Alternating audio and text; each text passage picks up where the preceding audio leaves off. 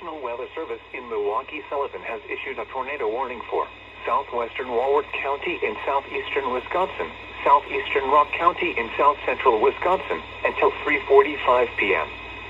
At 3:07 p.m., a confirmed tornado was located over Clinton, or 10 miles west of Delavan, moving east at 20 miles per hour.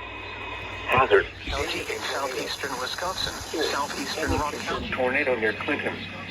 Impact: flying debris will be dangerous to those caught without shelter. Mobile homes will be damaged or destroyed. Damage to roofs, windows, and vehicles will occur. Tree damage is likely. Locations impacted include Clinton, Darien, and Allen Grove. To repeat, a tornado is on the ground. Take cover now. Move to a basement or an interior room on the lowest floor of a sturdy building. Avoid windows. If you are outdoors, in a mobile home, or in a vehicle, move to the closest substantial shelter and protect yourself from flying debris.